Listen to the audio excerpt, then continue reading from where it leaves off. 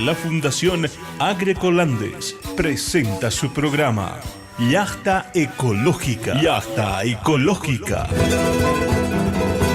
Un programa para intercambiar experiencias y conocimientos sobre el cuidado y uso responsable del agua, la agroecología y sistemas agroforestales, la seguridad alimentaria, nutricional y saludable, y el desarrollo económico local como componentes fundamentales para lograr el desarrollo sostenible de la agricultura ecológica urbana, periurbana y rural. Ven conmigo, hermano, todos de mano en mano, cantemos unidos, la tierra perdurará. Yachta Ecológica. Yachta Ecológica.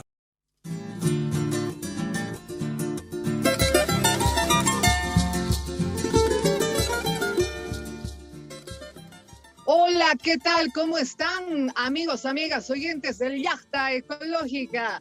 Hoy viernes, como siempre, nos reencontramos en este espacio para no solo hablarles sobre la importancia de consumo de los productos ecológicos, sino también en esta ocasión y sobre todo este mes, para saludar y felicitar a Fundación Agroecolandes. Estamos en este mes aniversario. Con este saludo de felicitación reiterado a nuestra fundación, comenzamos hoy viernes. Recuerde que para hoy tenemos un tema importante que abordar, y es que hoy está programado hablar sobre la gestión participativa de los recursos hídricos, que es una clave, que es algo importante para el desarrollo integral, territorial, sostenible y adaptativo al cambio climático. Y para esta ocasión tenemos a nuestro invitado especial, el ingeniero Tito Villarruel, responsable del programa CONOSUR. Está con nosotros hoy viernes 18 de junio. Gusto saludarle. Bienvenido, ingeniero Villarruel. Muy buenas tardes, Elena, y a través de tu prestigiosa emisora a la población. Y como tú dices, creo que es importante en esta tarde conversar de un tema fundamental que es el agua. Como todos dicen, resumen, ¿qué es el agua? El agua es vida y es importante siempre considerarlo así. Bien, ingeniero.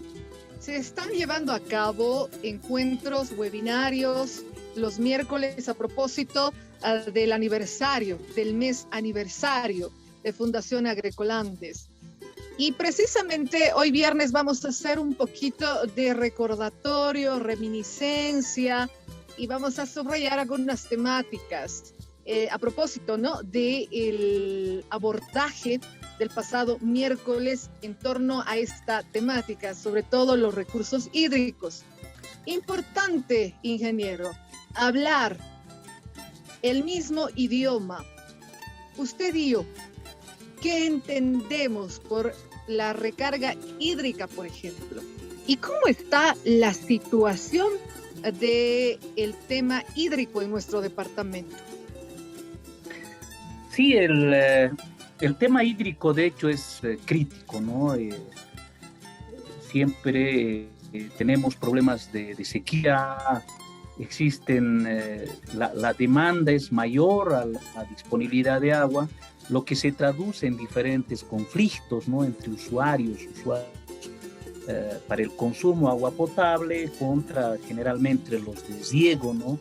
Entonces cada vez se escuchan más conflictos justamente debido a que la disponibilidad de agua va disminuyendo paulatinamente tanto en cantidad como en calidad.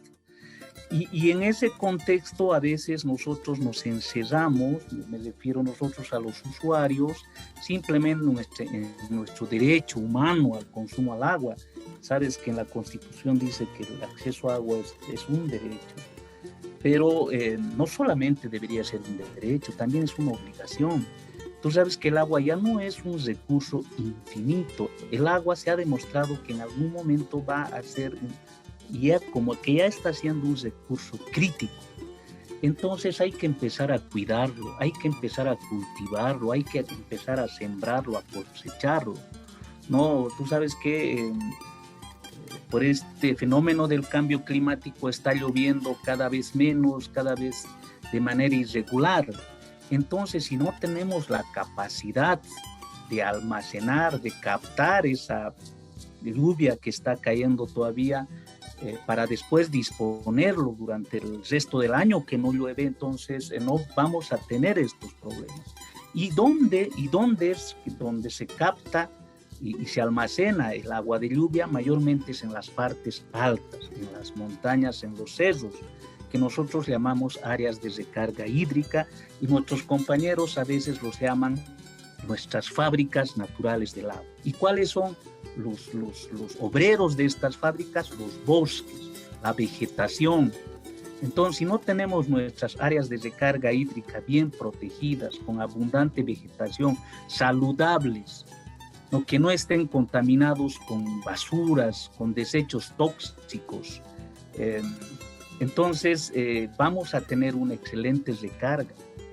Sabes que la vegetación, al margen de absorber el agua, porque nuestros antepasados decían siempre la vegetación llama a la lluvia. Entonces esta vegetación permite la captación de esta agua de lluvia y además la infiltración al subsuelo. Y cuando no hay vegetación, el agua corre directamente hacia abajo de las partes altas y más bien nos crea problemas, como el caso de Taquiña, ¿no? Hace poco hemos sufrido. Entonces es necesario cuidar estas áreas de recarga hídrica, tanto por la seguridad física, pero también para tener mayor cantidad de agua. Por ejemplo, en el área metropolitana, el área de recarga hídrica por excelencia es el Parque Nacional Tunari. Pero si nuestro Parque Nacional Tunari sigue teniendo ese tipo de deforestación, de incendios, su función de recarga hídrica está disminuyendo. Por tanto, nuestros pozos, nuestros acuíferos van a ir disminuyendo en cantidad, lo que va a generar nuevamente en conflictos sociales, ¿no? Y ahora, hablando de el agua que es básico para Cochabamba y estas recargas hídricas en específico, sin embargo, ¿cómo ve Fundación Agricol Andes el agua en general en Cochabamba y sobre todo y básicamente para la producción agrícola?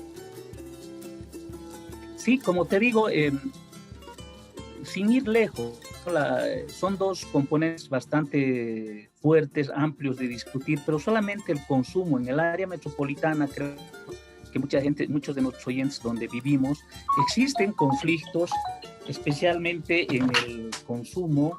El agua ya no está alcanzando, digamos, para la demanda y eso está generando conflictos. Y justamente eso se da porque lamentablemente estamos descuidando esas áreas de recarga hídrica. Nadie está cuidando las áreas de recarga hídrica, no están cumpliendo esa función. Por tanto, el agua está disminuyendo paulatinamente y eso está generando conflictos. Tú sabes que en la zona sur, por ejemplo, del departamento de la ciudad de Cochabamba, más bien tiene conflictos. Ahí llega el agua, pero en los famosos acuateros a costos bastante elevados.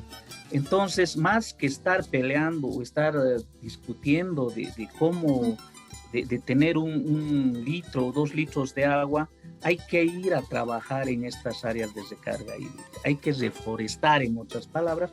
Por suerte ya lo están haciendo. Hay campañas de reforestación, pero eso no es suficiente. Al margen de reforestar, de hacer protección de ciertos lugares para que recuperen su vegetación nativa, hay que hacer también un uso responsable del agua, ¿no? No hay que despilfarrar el agua y eso es simplemente una cuestión de educación, es una cuestión de cambio de actitud de todos, ¿no? Por eso es que yo agradezco mucho este espacio y llamo a la reflexión a la ciudadanía, a que miremos hacia arriba, miremos cómo está nuestro Parque Nacional Tunari. Hay que ir a reforestarlo, hay que ir a protegerlo, no hay que llevar basura, de modo que nuestros pozos de donde consumimos agua nos van a agradecer a través de un mayor volumen, de la presencia de un mayor volumen. Entonces este es un programa más, un llamado. No se necesita ser estudioso, no se necesita infraestructura especial, solamente un cambio de actitud. Claro, importante lo que menciona ingeniero Tito. Vamos a escuchar una cuñita a propósito del tema agua y la recarga hídrica para que podamos sobre todo enfatizar en los siguientes minutos en los temas que estamos ahondando. Cuidemos el agua protegiendo nuestras áreas de recarga hídrica, lagunas, ríos, vertientes y utilizándola de forma razonable y responsable. Si la pileta, el pozo, el río o una represa se van quedando secos, no solo es porque llovió menos, sino también por el deterioro de las cuencas. Fue la conclusión de un evento sobre la gestión integral de recursos hídricos.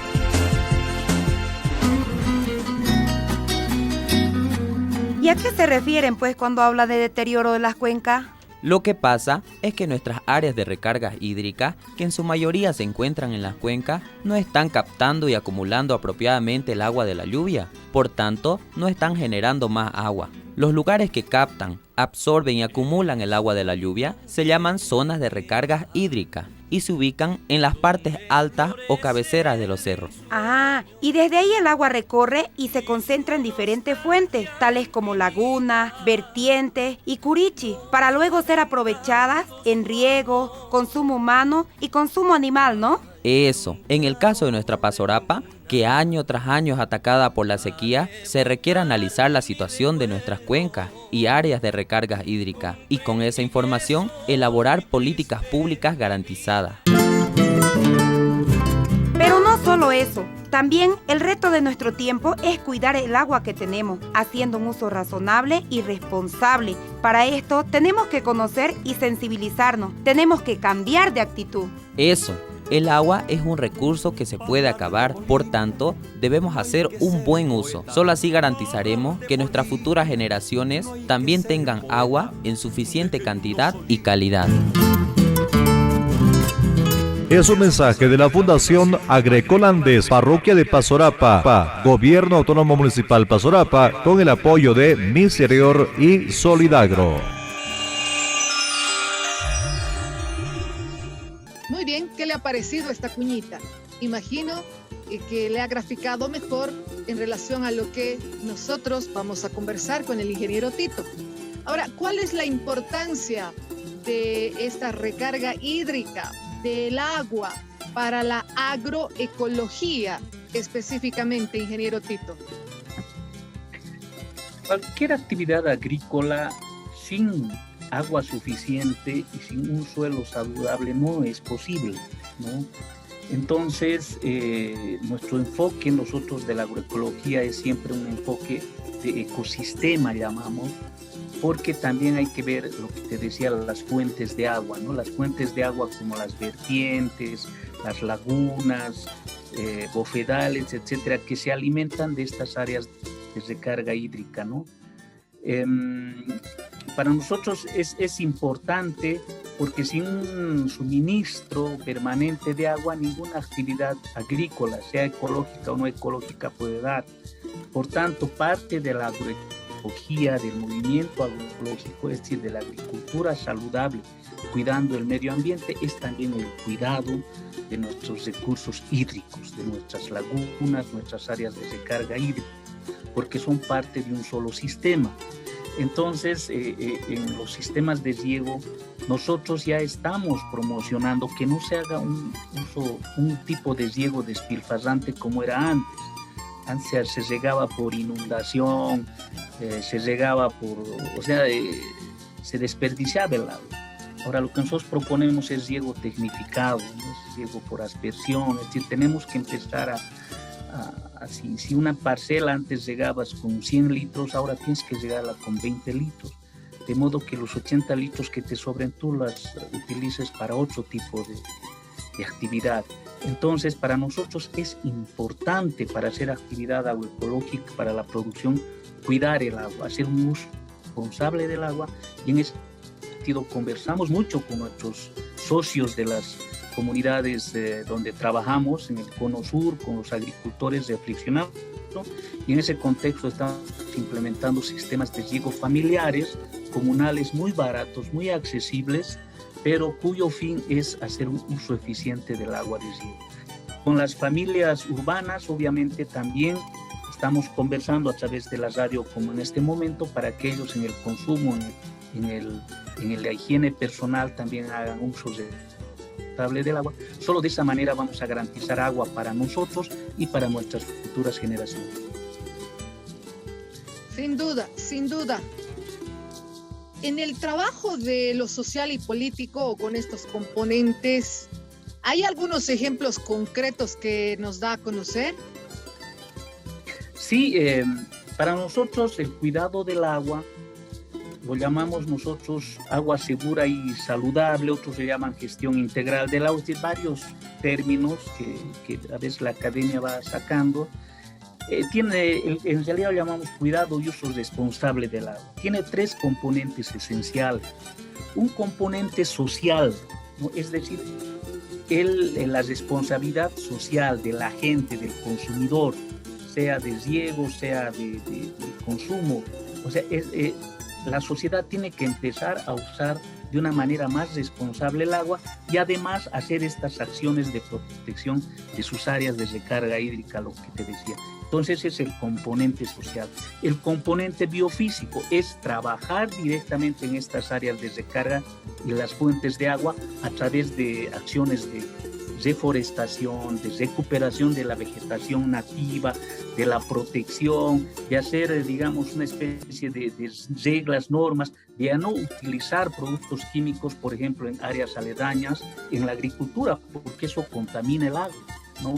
Entonces también tiene un componente biofísico bastante fuerte, donde las personas, tanto de abajo, las que consumimos y las que viven ahí arriba en las áreas de recarga, tenemos que ser una alianza social para hacer estos trabajos. Y el tercer componente es lo político, lo que decía, es decir, nuestros gobiernos, municipios, departamentos, tienen que generar políticas de protección de estas áreas de recarga hídrica y además tienen que regular el buen uso de este recurso, del recurso agua.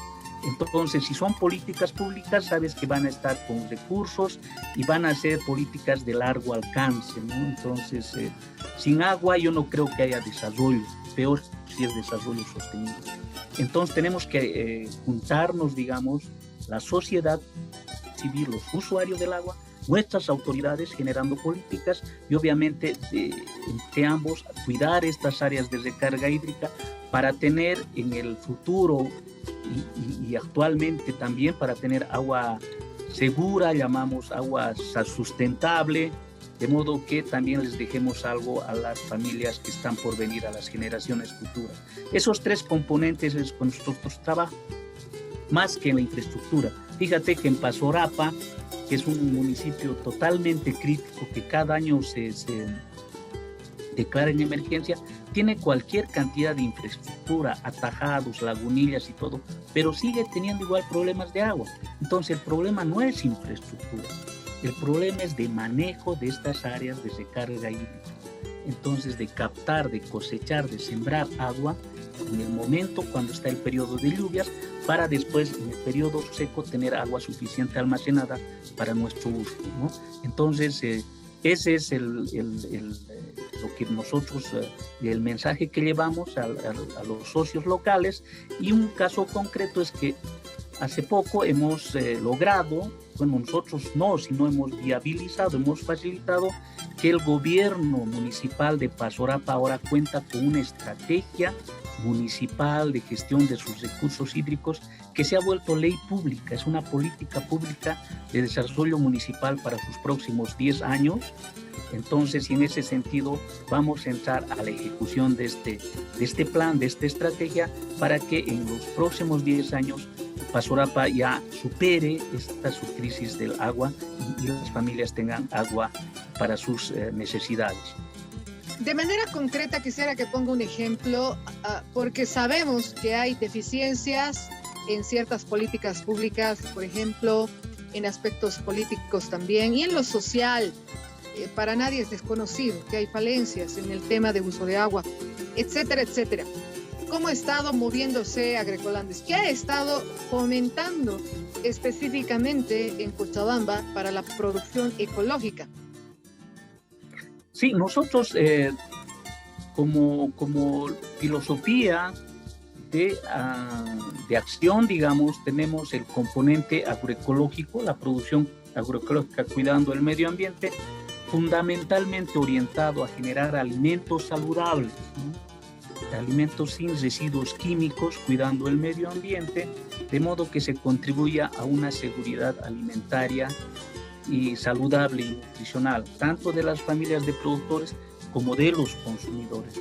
También trabajamos mucho con los consumidores para que ellos también exijan, pidan en los mercados ya este tipo de alimentos producidos agroecológicamente. Y estos tiempos de pandemia nos está enseñando con toda claridad que si no te alimentas saludablemente, tienes tus defensas bastante bajas. Entonces creemos que los alimentos producidos agroecológicamente pueden ser básicos para poder, digamos, tener una base de salud, una base de un sistema inmunológico bastante fuerte, ¿no? No es lo único, ¿no? Pero sí. Y entonces estamos en ese sentido nosotros promoviendo esto, y obviamente cuando hablas de agroecología y alimentación saludable tienes que también hablar de cuidado del agua, ¿no? Sí. Ingeniero, yo me refería también y específicamente a la cosecha de agua, por ejemplo. Para muchos puede ser el término muy nuevo, novedoso. Sí. ¿Están ustedes llevando a cabo otras técnicas? Sí. La siembra y cosecha de agua son términos que recién, digamos, que ya se hacía antes, pero que recién, digamos, está entre comillas descubriendo lo que hacían nuestros antepasados, ¿no? La siembra de agua, ¿a qué se refiere? Hacer ciertas infraestructuras baratas, como por ejemplo zanjas de infiltración transversales, digamos, a la pendiente de las serranías, donde el agua que está escurriendo, digamos, a través de la pendiente, en vez de bajar hasta las partes más bajas, digamos, se va a infiltrar a la zanja, ¿no? Y de esa manera va a ir a alimentar acuíferos más abajo, o lagunas. Lo mismo, hay prácticas de pequeñas piscinas, digamos, de infiltración. No son piscinas para que el agua se quede ahí, sino para que el agua se acumule y se infiltre al subsuelo, de modo que vaya a alimentar estos acuíferos, lagunas y los pozos desde donde aquí en la ciudad consumimos agua, ¿no? Esa es una forma de siembra. De hecho, la deforestación y esas prácticas también se considera que son prácticas de siembra de agua, porque estamos ayudando a que el agua infiltre, entre al subsuelo. Ahora, la cosecha de agua más se refiere a ciertos sistemas de almacenamiento que se obtienen directamente del agua de lluvia o de la escorrentía. Por ejemplo, hacer piscinas, donde el agua ahí se va a mantener, no va a infiltrar el agua, sino se va a almacenar. Eso se está haciendo mucho en escuelas, por ejemplo, ¿no? En los techos. Hay una serie de infraestructura que, si el oyente está muy interesado, puede contactarnos con la Fundación para darle mayores elementos de este asunto. Pero sí, Elena, es momento de hacer siembra y cosecha de agua, de volver a los conocimientos que tenían nuestros antepasados para tener disponibilidad de agua suficiente y no hayan problemas de peleas, ¿no? Sino que el agua alcance para todos. Hablando de los 20 años de trayectoria, algo que resaltar de manera concreta en torno a este recurso hídrico. Sí, estamos muy contentos nosotros para que estos 20 años, en realidad, no todo depende de la Fundación Agroecolandes. Nosotros siempre somos más facilitadores que conducir, digamos, procesos. Una de nuestras satisfacciones más grandes es justamente que en Pasorapa hayamos sido parte de ese proceso, de ese movimiento social local, para que ahora Pasorapa cuente con esta estrategia de gestión integral de sus recursos hídricos, que tiene un costo de unos 28 millones de bolivianos, que ya las autoridades, un comité local, va a empezar a buscar la gestión de los recursos. Pasorapa es un municipio muy pequeño que no tiene esa cantidad, pero sí va a empezar a gestionar los recursos para eso. Hemos trabajado bastante en Tiquipaya, ese 13 de agosto, en las cuencas que son parte del área de recarga hídrica del área metropolitana de Cochabamba, donde también se han hecho varias actividades con el municipio de Tiquipaya. Hemos trabajado en Vinto, en dos áreas de recarga, en dos cuencas de recarga hídrica, donde también ya hay algunas acciones que están contribuyendo a una mayor captación de volumen, y estamos en Totora también en un proceso similar. Es decir, que este mensaje lo estamos llevando a los municipios. ¿Por qué los municipios? Porque son las unidades territoriales de desarrollo, ¿no? Entonces, son ellos los que esperamos que agarren estos mensajes y los hagan políticas públicas para que sus municipios tengan mejores condiciones de vida. Cuando tienes agua suficiente, te adaptas de mejor manera al cambio climático y, por supuesto, tienes mejores condiciones de vida. Y estamos en ese proceso como Fundación Agrícola Andes. A seguir adelante entonces, Fundación Agrícola Andes. Y bueno, ya nosotros en el cierre de este espacio queremos hacerle la invitación para este miércoles 23 de junio de 10 a 12 del mediodía para que usted participe de webinario con metodologías participativas, procesos de sistematización e investigación para el desarrollo. Recuerde, este miércoles 23 de junio de 10 a 12 del mediodía. Bueno, ingeniero, ha sido un placer conversar con usted. Quisiera que nos despidamos de este espacio del programa expresando un pequeño saludo de felicitación a la Fundación, porque más adelante el profesor Raúl Hervas del municipio de Totora también estará él expresando su felicitación a la Fundación. Adelante, ingeniero, ya para su despedida también. Muchísimas gracias, Elena, muchísimas gracias a la Radio Pío 12, porque son ustedes nuestros socios, reitero, en este movimiento en el buen sentido de la palabra, un movimiento político para justamente cuidar nuestros recursos naturales, cuidar el agua, hacer agricultura cuidando el medio ambiente, alimentarnos de una manera mucho más saludable. Estos son los mensajes que, reitero, no necesitan inversión, no necesitan gasto, simplemente es cambio de actitud, de sensibilización y reflexión. Simplemente eso, y me sumo contigo a la felicitación de Agricolandes, y esperamos que haya muchos más Agricolandes aquí en Bolivia y en el mundo, porque necesitamos para migrar hacia un estilo de vida más saludable y en armonía con la naturaleza. Muchísimas gracias y hasta otra oportunidad. Así sea, ingeniero Tito, un gusto nuevamente haber conversado con usted. Nos despedimos y cerramos el espacio hoy viernes con el saludo de felicitación del profesor Raúl Hervas del municipio de Totora. Hasta el siguiente viernes.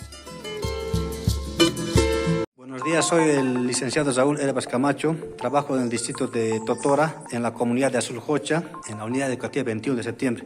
En esta oportunidad quiero hacer llegar mis más sinceras felicitaciones a la institución Agrícola Andes por el trabajo que realiza en la implementación de huertos ecológicos en nuestra unidad, y también agradecer a los técnicos, ¿no?, que constantemente nos van colaborando en el manejo de los huertos escolares. Los estudiantes, al poder ver la implementación de huertos ecológicos en la unidad educativa, ya van realizando, ¿no?, en sus casas, lo cual esto se va agrandando. Nuevamente a la institución muchas felicidades y que sigan adelante.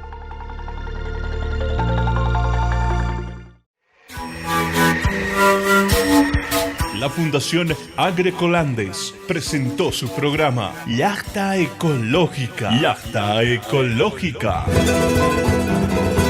Con el auspicio y apoyo de Misereor, Solidagro, Bélgica para el Desarrollo, Sosfaim, Pan para el Mundo, Fundación Magnay, Comundo, Agencia Italiana para la Cooperación al Desarrollo, Interteam y Naturfund y Radio Pío 12. Ven conmigo, hermano, todos de mano en mano, cantemos unidos, la tierra perdurará. Hasta el próximo encuentro.